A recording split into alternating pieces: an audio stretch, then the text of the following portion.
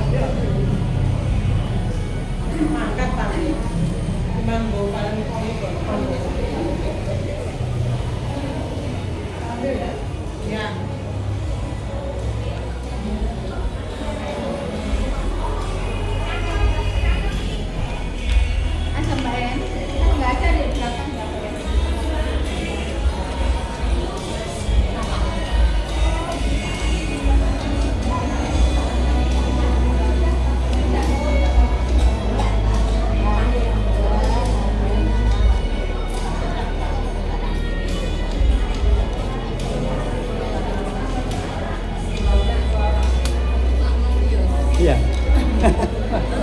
Lama nggak jumpa. Iya. Syukur.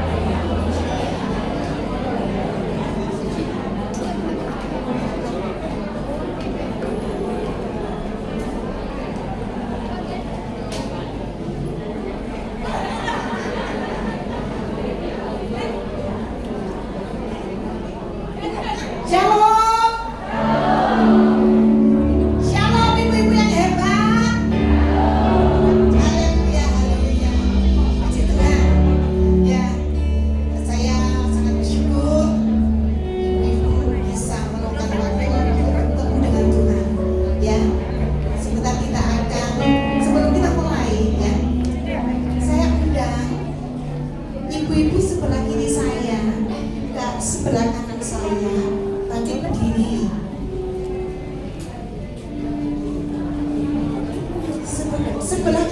Ibu nggak usah, nggak saya suruh berdiri.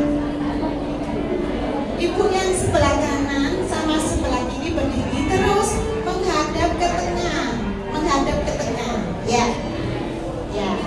Terus ibu-ibu yang di tengah, ya, terimalah salam dari sahabat kita yang dari kiri kanan. Ibu, mulai saya hitungan 1, 2, 3 nanti. Halo, selamat sore gitu semuanya ya. Yang di tengah menyambut dengan sukacita. Selamat sore, gitu ya. Karena kita tidak sempat bersalaman, maka dari itu kita say hello dari tempat duduk masing-masing. Mulai ya, setelah hitungan ketiga, ibu-ibu yang kiri dan kanan menyapa yang bagian tengah. Halo, selamat sore, shalom, gitu ya. Yang tengah wajib menjawab, shalom, selamat sore. Kalau ini tidak benar, nanti saya ulang-ulang, jadi pulangnya nanti jam 10 malam. Ya, mulai ya. 1, 2, 3.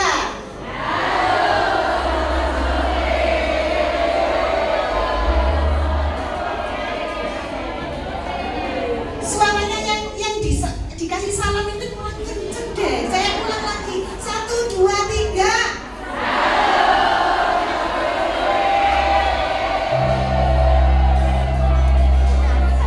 Haleluya, silakan.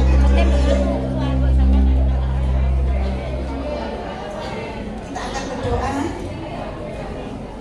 untuk memulai ibadah kita pada sore hari ini. Terima kasih Tuhan, segala puji syukur hanya bagi Engkau.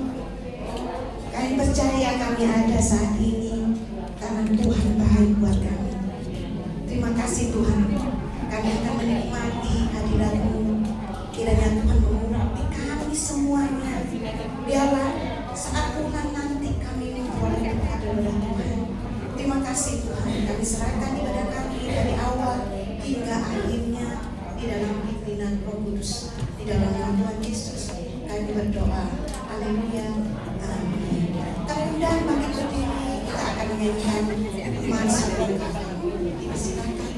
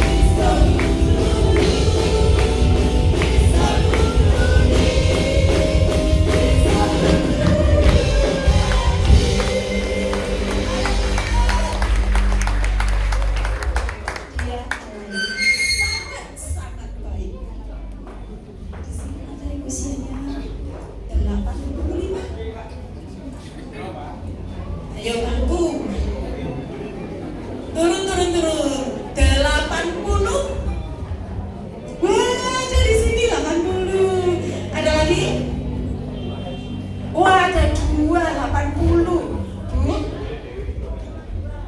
Oh, 82. Masih ada modulnya. Ya, itu bukti pemeliharaan Tuhan.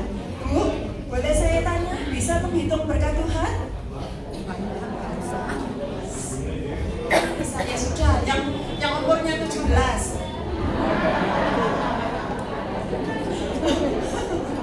17 nggak ada, ya sudah 71. Oh, 71. Ada beberapa. Bisa menghitung berkat Tuhan? Bisa? Tidak bisa. Karena semakin kita menghitung berkat Tuhan, semakin kita kagum kepadanya. Amin. Kapan banyak? Apa pada waktu duit sekarang ya? Coba colek kiri kanannya, duit orang.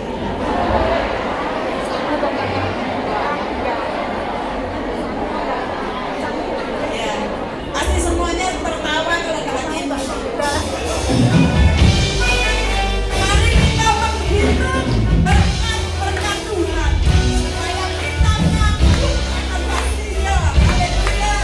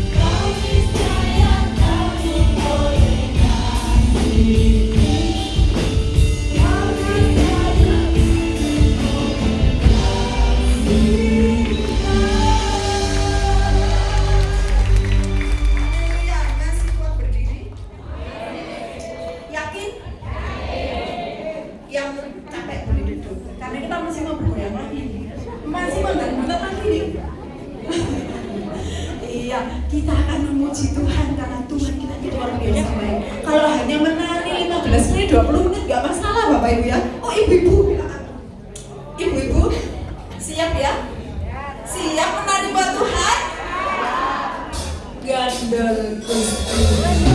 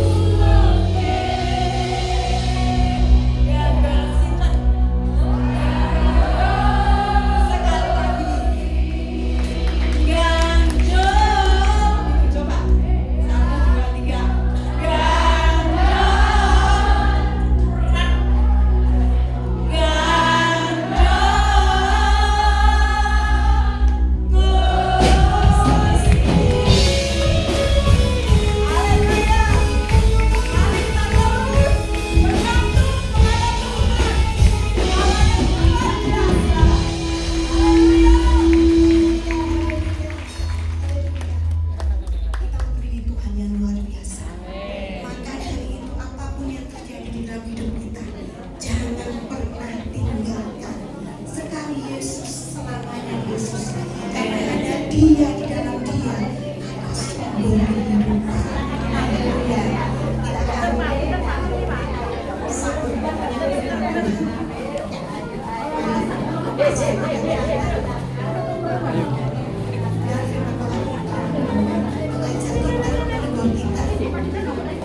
supaya kita semakin hidup yang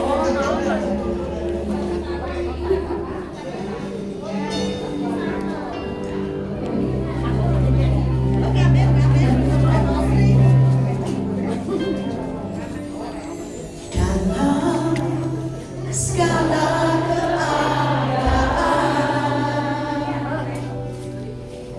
waktu berikan ampun murah.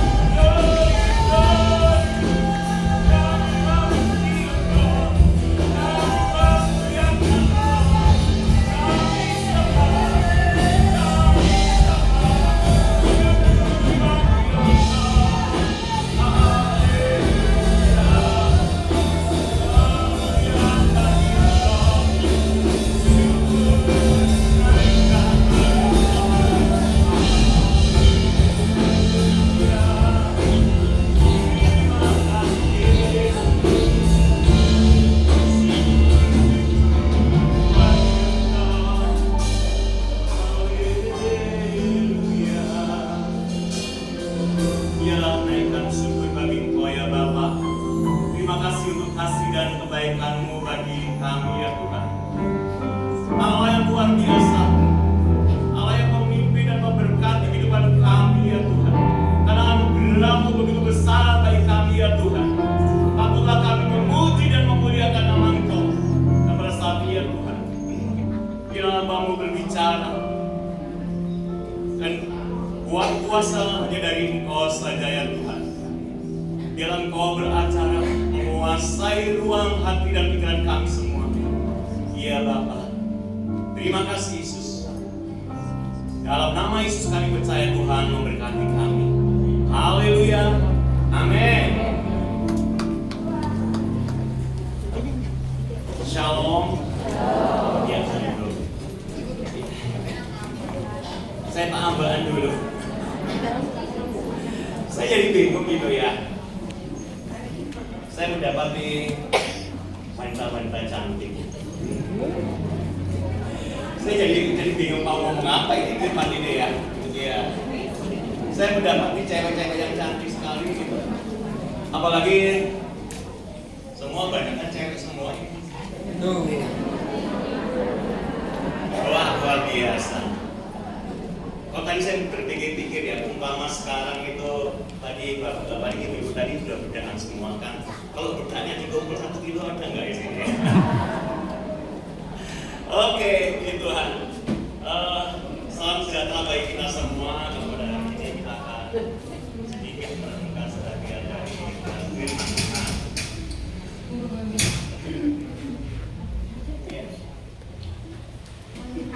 Bapak Ibu yang berkati, Bapak Ibu.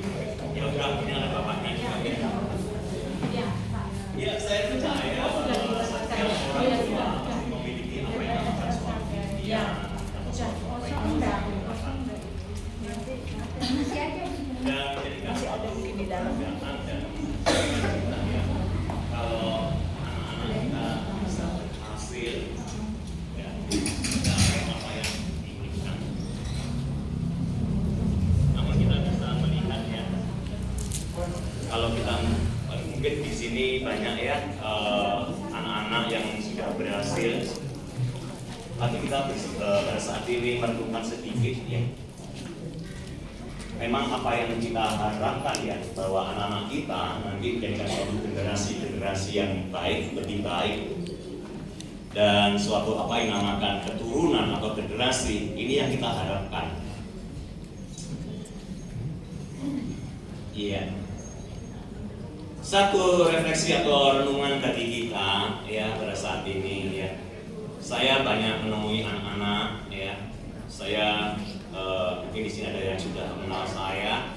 Saya mulai remaja, pemuda, bergelut dengan anak remaja dan pemuda sampai sekarang gitu ya. Saya kalau pagi, doa pagi berangkat jam 4, rumah saya di daerah mana ya, ikan-ikanan ya, dalam ikan gurami. Dan saya berangkat dari doa pagi itu jam 4 pagi dan saya lewat Soekarno-Hatta gitu ya. Jam 4 itu masih ramai ya, bukan ramai untuk ibu-ibu mencari nafkah atau apa, tapi saya banyak anak-anak muda, cewek-cewek yang berkeliling baik-baik gitu ya, selamanya pendek-pendek gitu ya, nggak tahu apakah kedinginan, saya kurang tahu ya. Jadi pagi-pagi ya mereka belum pulang dan banyak sekali ya. Saudara, jadi hari ini coba berpikir ya, di mana sih anak kita pada saat ini? Apakah mereka, kita membayangkan anak-anak kita sudah dalam kondisi aman, dalam kondisi nyaman? Ya mungkin kita mengatakan ya syukur anak-anak saya sudah besar-besar, ya tentrem gitu ya. Anak udah punya suami atau istri dengan kondisi baik-baik. Dan saya dulu menjadikan renungan ya, saya pikir bukan aja saya bicara masalah anak muda ya, pasti kita punya anak walaupun kita sudah punya cucu, tapi kita sendiri mulai berpikir di manakah anak kita. Mungkin kita bersyukur dengan anak kita sudah bertumbuh dan kita bisa melihat pada saat ini, bersyukur kalau anak saya sekarang sudah aktif di dalam pelayanan ya. Mereka sudah aman Ya, cucu saya sudah aman dengan kondisi bahagia. Kalau kita melihat di atas itu memang kondisi keadaan yang baik-baik. Namun kita bisa melihat kondisi mungkin pada saat ini, oh mungkin sekarang kita nggak tahu dengan anak saya. Mungkin jam sekarang masih tiduran, mungkin nyantai. Dan kita lihat zaman sekarang suatu kebiasaan mereka kalau petang malam itu sudah ngopi dan pulangnya malam. Di mana anak kita?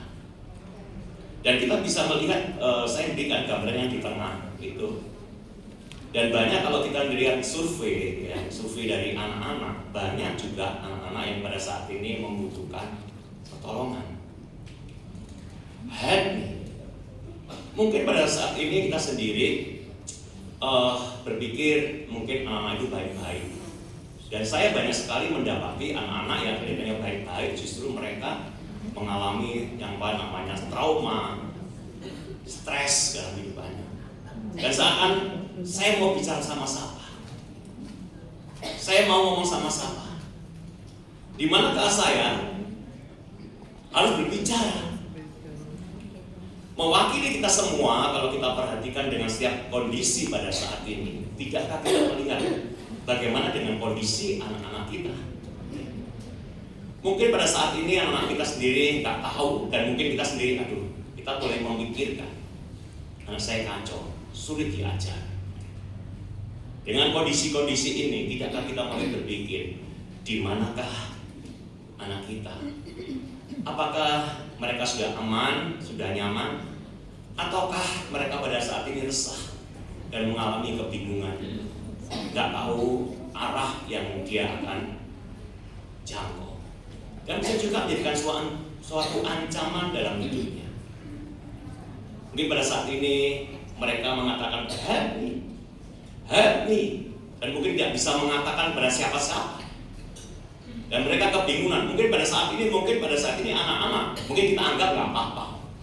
Mungkin di dalam hidupnya banyak kekacauan. Ya, saya banyak sekali menghadapi anak-anak ya. Ya, mulai dulu saya remaja menjangkau anak ya. Jadi banyak masalah-masalah yang dihadapi anak-anak. Kelihatannya itu baik-baik saja. Dan kita lihat ya, kalau pada saat ini ya, zaman yang dinamakan zaman now gitu ya.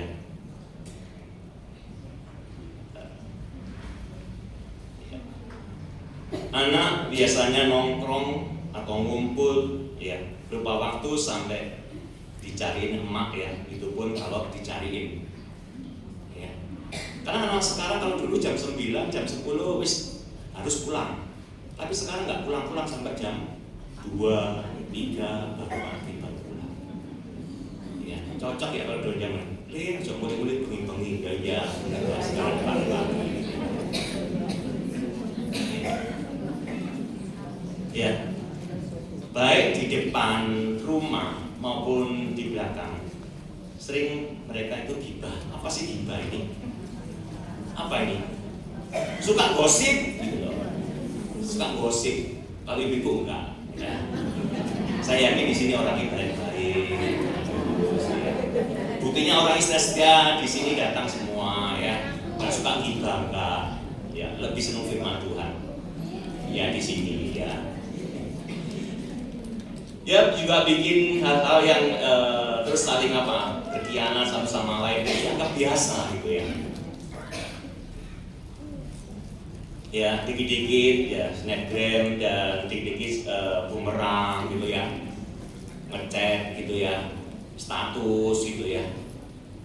Ya kadang-kadang mereka nangis, kadang-kadang mereka itu tertawa ya. Mereka nggak akan hidup hampa ya kalau nggak punya atau paket internetan ya. Jadi lebih resah dia kalau dia nggak bisa internetan atau wifi ya. Dianggap sebagai generasi melek internet ya. Mereka lebih canggih dari kita. Saya kemarin kumpul-kumpul ya dengan beberapa orang ya. Anaknya masih, saya tanya berapa usianya, 2 tahun, dia bisa main game cepat sekali. Waduh hebat sekali. Sambil ngopi kami itu anaknya masih 2 tahun itu dilepas dan dia main, kami ngobrol gitu ya. itu pintar sekali, ya ampun, umur berapa? 2 tahun. Ya, lebih cepat gitu ya. Kita kan takut ya, mau ngeklik apa-apa takut ya, mau aplikasi apa-apa takut. Tapi mereka nggak ada takutnya, karena salah pun nggak masalah. Ya kan, kita kan orang-orang yang penakut ya, zaman-zaman kita. Tapi kalau mereka nggak masalah. Ya. Mereka bilangnya suatu generasi micin atau dikatakan sebagai stroberi ya. Yaitu karena sukanya apa? Yaitu cuma leye-leye hidupnya kalau di rumah, sudah di kamar seharian penuh gitu ya. Sebagai generasi micin ya, sebagai generasi stroberi gitu ya. Yang hidupnya hanya apa? Leye-leye gitu ya. Hanya berbaring seharian, kuat sekali, kuat gitu ya. Coba dikasih itu ya. Lalu apa yang dilakukan? Ya main game ya, apa ngechat sana ngechat sini, ada aja ya. Makanya dia anak muda, dia akan hidup kalau pakai ini ya, HP ya. Ya kan ya, nggak semua sih, masih banyak juga yang berprestasi dan nggak malu-maluin ya. Ada juga sekelompok anak-anak yang memang mereka, saya lihat anak-anak sekarang lebih kreatif ya, lebih cepat ya. Memang dia nggak praktek ya, jadi hal-hal begitu cepat dan ini untuk kemandirian atau apa memang kelihatan menggebu untuk mencukupi kebutuhannya gitu ya. Curhatnya di akun ya buat tahun ini ya, dan juga di akun ya. Nah, itulah anak-anak sekarang gitu ya. Makanya kita sendiri kadang-kala itu seperti benar-benar itu ketinggalan jauh ya. Generasi Z yang seakan-akan jauh sekali dengan pemikiran-pemikiran kita.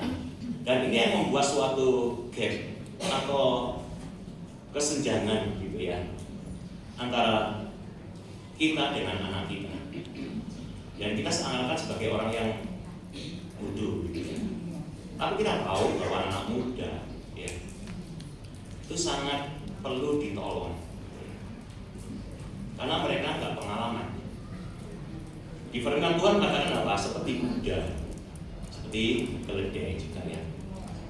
Nah, kondisi ya di Indonesia ini saya mengambil aja ya, survei aja. Ternyata rata-rata anak-anak muda, remaja itu di bawah 10% dalam gereja. Bersyukur kalau gereja di gereja tertentu yang jumlahnya cukup besar. Ya. Tapi rata-rata ini dikatakan ya itu di bawah 10% dari jemaat. Ya. Dan ternyata memang kebanyakan seperti itu. Tidakkah kita mulai berpikir dengan anak kita? Makanya hari ini kita coba berpikir, di manakah anak-anak kita? Banyak suatu dikatakan sebagai generasi yang hilang karena mereka kehilangan identitas, kehilangan jati dirinya, terutama kehilangan akan Yesus. Kita semua adalah percaya pada Kristus. Kita sudah yakin penuh bahwa Yesus sebagai juru selamat kita. Namun menjadikan suatu hal, menjadikan momok bagi kita bahwa kita kehilangan generasi kita. Dan kita nggak tahu pada saat ini gimana dengan anak-anak kita. Dan kita banyak sekali kehilangan dengan namanya anak-anak kita. Sangat miris sekali kalau dengan setiap kondisi-kondisi kita. Ya. Cukup berat masalah-masalah ini. Apa yang dikatakan di dalam Amsal ya, bahwa didiklah anakmu, maka ia akan memberikan ketentraman kepadamu dan mendatangkan sukacita kepadamu. Kita amini ya saudara. Dari kitab Amsal ini dikatakan didiklah anakmu. Bukan kita sendiri protes, gak kurang-kurang Pak Andri kalau saya didik gitu ya, gak kurang-kurang gitu ya. Memang namanya anak-anak muda ya, bahasa Jawanya itu ya, disiram gak basah, dibakar yo gak kobong, repot yo apa namanya dipucak yo. Ya, ada pas sampai jengkel ya, menghadapi anak-anak umpama iso tak lebokno meneh. Ada orang yang jengkel sekali ya. Kadang-kadang kita nggak bisa menangani yang dinamakan anak-anak kita. Karena apa? Dengan pesatnya media, teknologi, dengan adanya pergaulan-pergaulan, sulit sekali gitu ya untuk menjangkau mereka. Tidakkah suatu keharusan kita memang untuk mendidik mereka? Dikatakan maka ia akan apa? Memberikan apa? Tentram, ayem, nyaman, saudara. Pasti kita punya kerinduan bahwa anak cucu kita merasa tentram kalau anak-anak itu ada di rumah, betul tidak? Namun kenyataannya, ya, baik remaja pemuda, berapa jam aja di rumah. Ya. Dikatakan akan memberikan keterangan padamu dan mendatangkan apa? Sukacita kepadamu. Ya. Saya akan mengarahkan bagi kita membandingkan. Ya pasti ini saya katakan bahwa kita itu pasti punya suatu impian, harapan-harapan yang baik pada anak kita. Namun firman Tuhan hari ini memberikan contoh, yaitu bicara masalah sukacita yang sejati. Bahwa sukacita sejati memberikan suatu ketenangan dan kekuatan. Tadi yaitu ketentraman dan sukacita. Bahkan mereka dalam kondisi-kondisi yang sulit. Sementara kebahagiaan duniawi mudah goyah dan sementara. Mungkin kita ditanya, iya, kalau kita pengen anak kita jadi apa? Wah, jadi seorang yang mungkin sebagai seorang pemimpin, dia jadi sukses yang bagaimana? Ya sukses sampai duit, sukses yang katakan kita sendiri mungkin punya jabatan, ya sukses apa punya istri yang baik, sukses punya suami yang baik. Banyak sekali yang namakan yang berbicara masalah duniawi. Ya.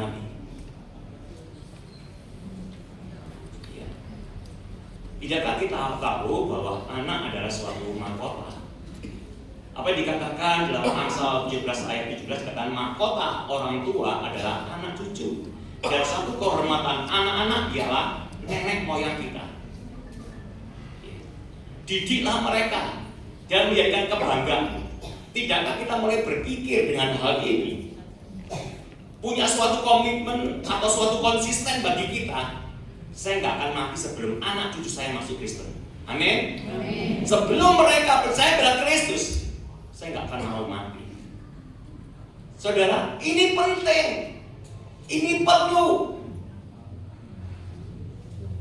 Seringkali manusia memberikan bahwa sukacita sejati yaitu bersumber dari Allah yang kekal. Amin ya. Tetapi sedangkan kebahagiaan duniawi bersifat sementara. Tidakkah kita mulai berpikir bahwa kita menjangkau anak-anak kita itu penting dan sangat-sangat penting. Dan itulah ada suatu tujuan utama kita menjangkau untuk anak cucu kita. Buat apa kita banyak sekali kekayaan, banyak sekali kita mungkin dunia kita dapatkan, namun kalau anak cucu kita tidak diselamatkan. Tidakkah kita mulai berpikir untuk hal ini? Dalam 3 Yohanes ayat 1 ayat 4, 3 Yohanes 1 ayat 4 dikatakan demikian. Bagiku tidak ada sukacita yang lebih besar daripada mendengar bahwa anak-anakku hidup dalam kebenaran. Ini adalah dari Rasul Yohanes. Pada waktu itu mendengar anak didiknya, yaitu Gaius. Gaius adalah anak didiknya, dan dia mendengar pada waktu itu bahwa Gaius hidupnya hidup dalam kebenaran Tuhan. Begitu sukacitanya sampai-sampai Rasul Yohanes mengatakan, bagiku tidak ada sukacita yang lebih besar daripada mendengar bahwa anak-anakku hidup dalam kebenaran. Tidakkah kita punya komitmen akan hal ini. Saya akan merasa bangga, bahagia kalau anak cucu saya sudah percaya pada Kristus. Karena sumber segala sesuatunya yaitu dari Allah. Bahwa rezeki itu dari Allah, kesehatan itu dari Allah, berkat-berkat itu dari Allah. Makanya bagi kita semuanya, ibu-ibu yang terkasih, mari kita merenungkan akan firman Tuhan hari ini. Tidakkah kita melihat di manakah anak-anak kita pada saat ini? Tidakkah kita sendiri mau berdoa untuk mereka? Mungkin kita sudah capek. Jangan capek. Tuhan katakan harus kita sendiri setia mendoakan dan harus berkali-kali terus senantiasa mengajar. Saudara, untuk hal itu saya sedikit membagikan, yaitu bagaimana untuk menjaga dari anak-anak ini, yaitu perlu apa yang namanya bangun fondasi iman di dalam rumah. Saya bilang gambaran itu seperti apa? Menara, gitu ya, seperti benteng, gitu ya. Kalau dalam keluarga kita tidak ada benteng, ya kok sering pada dengan benteng. Kalau kita nggak rumah itu pasti ada pagarnya, ya, ada juga rumah yang ada pagarnya. Yang penting bagaimana pagar iman itu yang penting. Kalau pagar itu tujuannya untuk apa sih? Keamanan. Supaya dalam keluarga kita itu bisa tidur nyenyak, aman dan nyaman, gitu ya. Dan dihuni oleh orang-orang yang menyenangkan, gitu. Ada suatu gambaran di sini yang perlu kita bangun, yaitu pondasi iman kita di dalam rumah. Ini yang penting. Sebelum mereka dikuasai oleh orang lain, kuasai anak kita melalui benteng iman ini. Rumah sebagai benteng, ya, merasa aman, nyaman, dan mereka betah di rumah. Pastikan anak kita harus hidup dengan sehat di dalam Kristus. Hidup sehat di dalam Kristus. Inilah impian sejati, ya. Dan membangun tembok-tembok itu perlu apa yang dinamakan keteladanan, ya. Apa? Keteladanan. Ya, memang dikatakan kalau ngomong sih enak tapi sulit. Dan saya juga maaf gitu ya. Saya juga mendapati di gereja, ya, terus aja yang ini gereja saya gitu ya. Orang tuanya menyuruh anak-anaknya untuk ke gereja, didorong, tapi tidak ikut ibadah. Ada enggak? Ada enggak seperti itu? Banyak, saya kira itu banyak. Ibu dodor, ayo ke sekolah minggu, sekolah minggu, gitu ya. Tapi orang tuanya tak ibadah.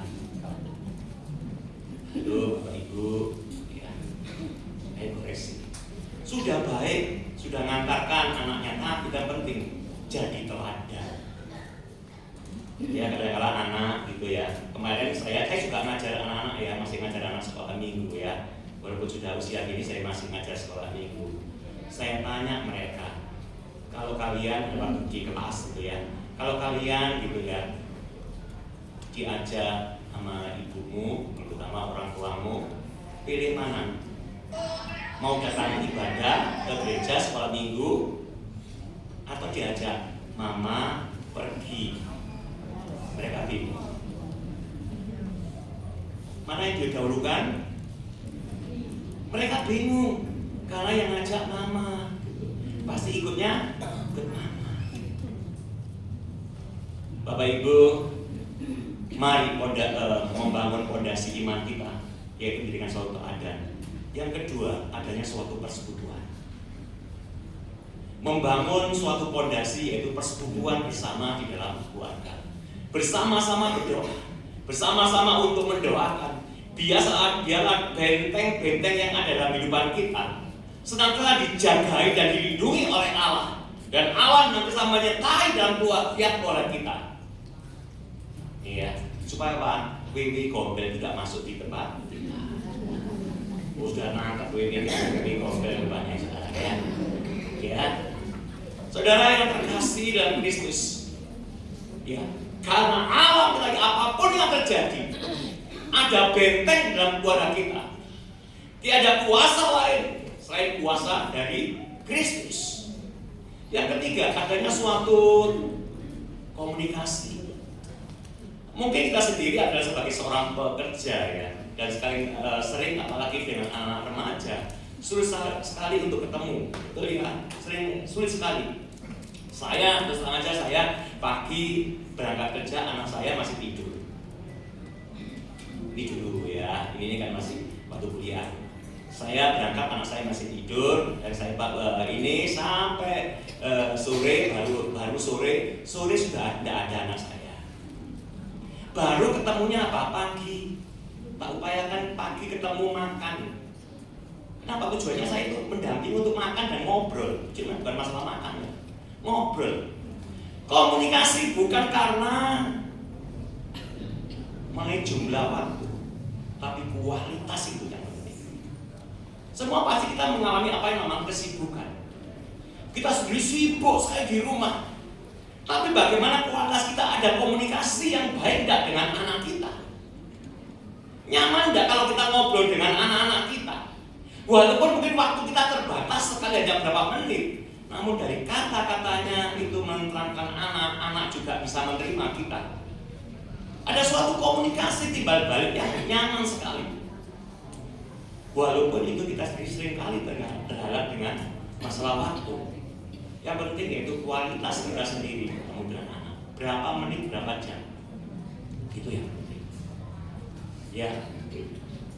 Yang kedua, yaitu membangun suatu apa yang namakan pergaulan yang sehat. Ya, kita harus tahu di mana anak kita. Siapakah teman gaulnya? Libatkan anak dalam komunitas iman. Makanya upayakan anak untuk bisa datang dalam komunitas yang sehat. Contohnya bersama-sama di gereja. Upayakan untuk ke gereja dan bersama-sama mereka ikut dalam pelayanan. Kalau sudah kelihatan anak sudah ke gereja, rasanya itu aman dan nyaman, betul tidak? Kalau kita sendiri di rumah gitu, anak-anak berpulang di mana? Di gereja, aman dan? Juga aman, nggak bingung. Gitu. Bandingkan kalau kita sendiri, anak yang nggak ngerti ya. Kita nggak tahu. Tidakkah kita harus mencari mereka? Di manakah mereka? Bagaimana kondisi mereka? Dan kita sendiri harus mendoakan ya dalam setiap pergaulan dari anak itu, dan berbicarakan bersama dan perlu apa yang namakan bimbingan. Bapak Ibu berharap Bapak Ibu juga menemukan akan hal ini. Satu hal bagi kita yang utama tadi seperti firman Tuhan. Suatu komitmen dalam 3 Yohanes 1 ayat 4, suatu kebahagiaan bagi kita, suatu sukacita, yaitu kalau kita mendengar bahwa anak kita hidup dalam kebenaran. Amin. Saya bacakan ayat ini. Bagiku tidak ada sukacita yang lebih besar daripada mendengar bahwa anak-anakku hidup dalam kebenaran. Satu refleksi. Sudahkah kita melakukannya? Upaya kita sebagai orang tua tidak menjamin anak kita tidak akan pernah jatuh. Saudara, pun kita sendiri sudah lelah. Ya. Seakan-akan repot dengan apa yang akan mendidik anak itu. Dan pasti semua banyak kemarin sulit ya mendidik anak. Yang penting kita sudah upaya kita sebagai orang tua tidak menjamin ya bahwa anak kita tidak akan pernah jatuh. Pasti mereka juga akan mengalami. Saya terus terang saja kadang-kadang saya berdoa untuk anak saya. Saya ngomong, Tuhan proses mereka. Artinya proses itu apa? Biar mereka merasakan penderitaan bagaimana mereka Allah. Yang penting mereka bisa terhubung dengan Tuhan. Serius, saya itu berdoa sama anak saya, berdoa untuk anak saya. Saya berdoa supaya Tuhan proses. Bahwa proses itu sakit gitu. Tapi tujuannya apa?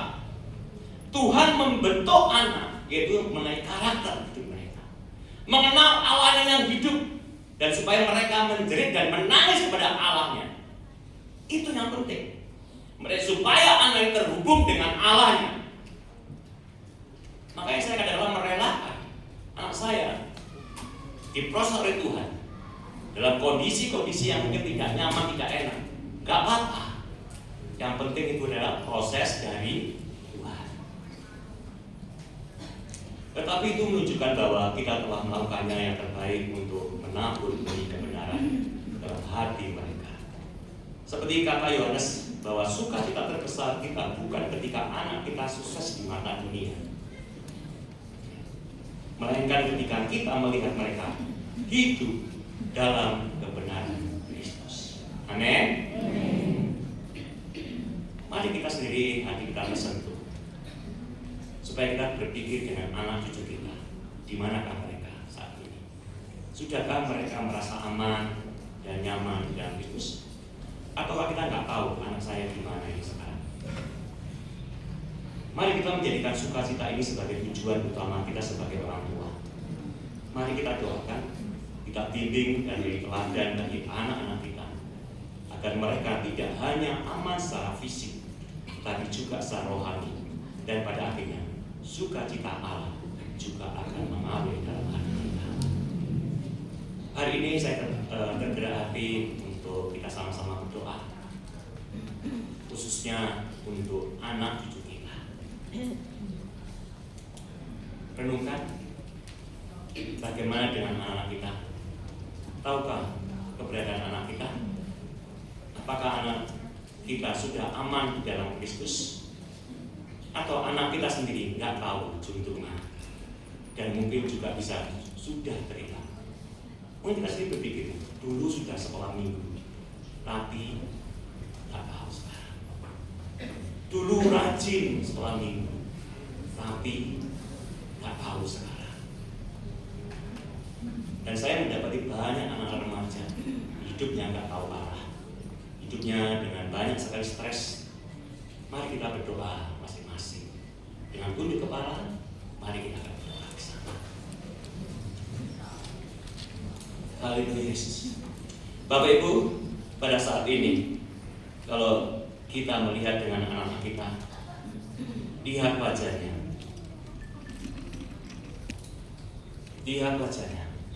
pandang wajahnya, dan pada saat ini berserulah pada Tuhan, berserulah pada Allah.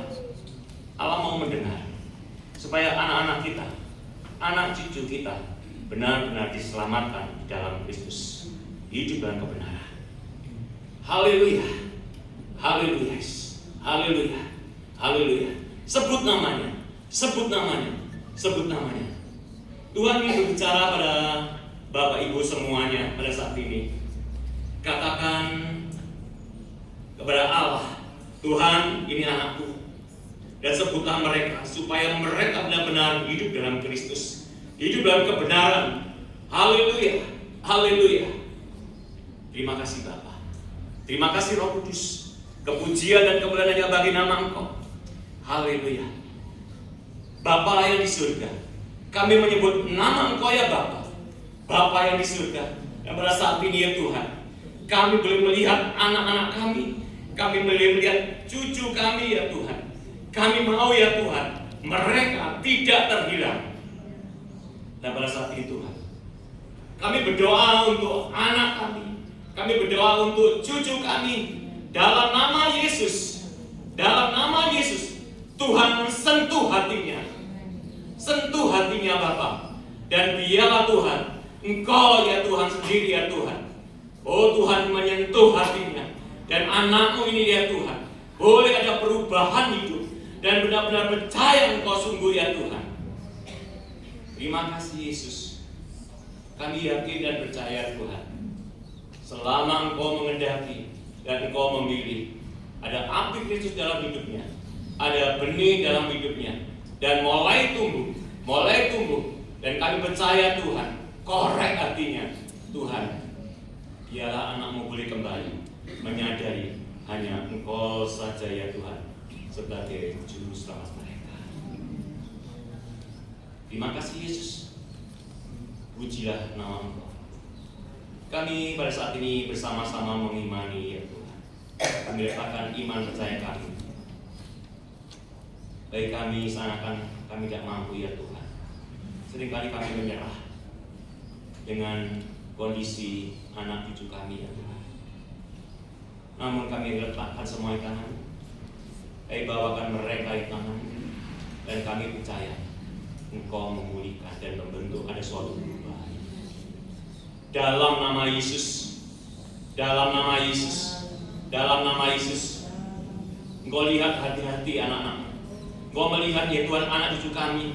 Engkau sentuh satu persatu. Haleluya Yesus.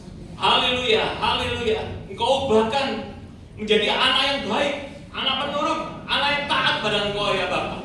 Terima kasih. Dalam nama Yesus kami percaya. Tuhan memberkati. Dan damai sejahtera, ketentraman, sukacita itu kembali kepada hamba-Mu. Terima kasih Yesus. Kemuliaan bagi nama Engkau. Dalam Kristus kami berdoa dan bersyukur. Dan pujilah nama Engkau kekal selamanya. Yang percaya katakan amin.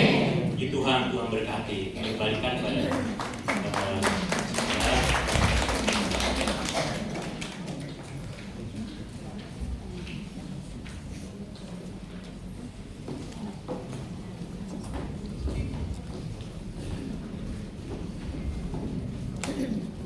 kita akan berikan persembahan.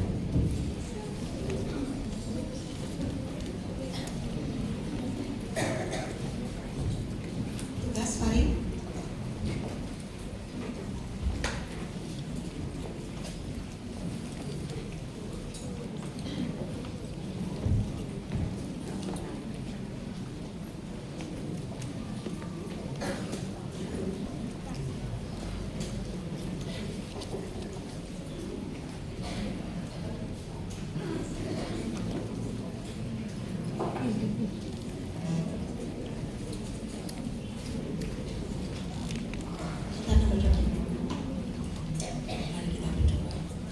Segala pujian syukur kami naikkan kepada-Mu Bapa. Terima kasih buat hari ini, hari yang luar biasa, di mana kami boleh menikmati Tuhan bahwa hadirat-Mu ada di tempat ini dan kami merasakan sukacita yang luar biasa daripada Engkau Bapa. Terima kasih buat setiap firman-Mu yang boleh kami dengar Tuhan. Biarlah senantiasa tertanam dalam kehidupan kami dan semakin hari kami boleh bertumbuh dan berbuah ya Bapa, sehingga kami boleh menjadi teladan, boleh menjadi berkat buat keluarga kami masing-masing, juga orang-orang yang ada di sekitar kami Tuhan. Dan saat ini Tuhan kami akan memberikan yang terbaik untuk Engkau Bapa. Memberkati Tuhan setiap tangan-tangan yang memberikannya, dan kami percaya Tuhan berkat-Mu senantiasa mengalir dalam kehidupan keluarga kami masing-masing Bapa. Hanya di dalam nama Tuhan Yesus kami mengucap syukur dan berdoa. Haleluya, amin.